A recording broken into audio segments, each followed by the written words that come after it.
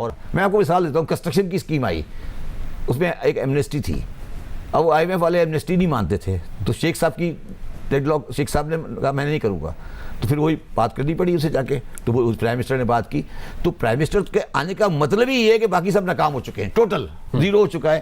اب یہ مگر یہ بڑی افسوس کی بات ہے کہ ایک نان ٹیکنیکل آدمی بیچارہ جا کے جب بالکل ہاتھ پیر جوڑ لیتا ہے, پھر کیا ہوتا ہے. دیکھو اس پہ تھوڑا سا اور پاکستانی عوام کو بتا دوں, جب وہ جو ہاتھ پیر جوڑتا ہے پھر ڈائریکٹ نہیں جوڑتا, پھر وایا واشنگٹن جوڑتا ہے. دسمبر اچھا, آتے سار ہی جو پہلا کام انہوں نے کیا وہ تھا ایسٹ ڈکلیریشن اسکیم, جو کہ ایک فینسی نام ہے ریئل اسٹیٹ ایمنیسٹی کا. بیسیکلی بلیک منی جن لوگوں کے پاس تھا وہ اس بلیک منی کو لانڈر کر سکتے تھے یا وائٹ منی میں کنورٹ کر سکتے تھے ریئل اسٹیٹ میں انویسٹ کر کے. عمران خان صاحب کی جو اپنی بہن علیمہ خان ہے وہ اس کی جو پہلی لسٹ تھی اس کی بینیفیشریز کے, اس میں شامل تھی. یہ اسکیم صرف اور صرف منی لانڈرنگ تھی, کیونکہ اس پر جو ٹیکس تھا وہ صرف 1.5% تھا, اور جس سے 2 سال میں صرف 120 بلین جمع ہوئے.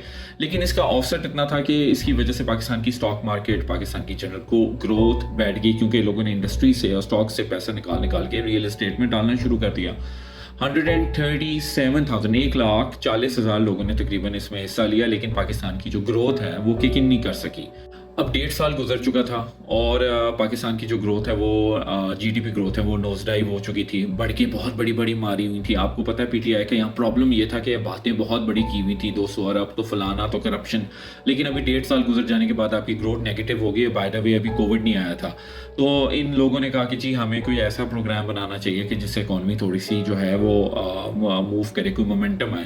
تو پاکستان میں ایک پروگرام ہے انڈسٹریلائزیشن کا, جس میں لون دیا جاتا ہے انڈسٹریز کو, اسے LTTF کہتے ہیں, لانگ ٹرم لونز ہوتے ہیں تاکہ پاکستان میں ایکسپورٹ بڑھے. تو ان لوگوں نے کیا کیا, کیونکہ ہیں تو مطلب بڑے برانڈ اورینٹیڈ ہیں, بڑھ کے مارنے میں بڑے تیز ہیں, تو انہوں نے اس کو تھوڑا سا ٹویک کیا اور اس کو جو ہے LTTF کی بجائے اس کا نام رکھ دیا ٹرف. اور ٹرف جو ہے وہ بیسیکلی جیسے بھٹو نے ایک دم سے کچھ نہیں ملا تو اس نے نیشنلائزیشن وداؤٹ اینی پائلٹ شروع کر دی تھی, تو انہوں نے بھی ایک ٹرف شروع کر دیا. اور بیسیکلی ٹرف پروگرام سے جہاں سے پاکستان کی جو اکنامک کولیپس ہے, ڈالر کولیپس ہے, وہ ہونا شروع کرتے ہیں. دیکھیے میں نے ایک اب آپ کو آخری بتا دیتا ہوں, جب میں نے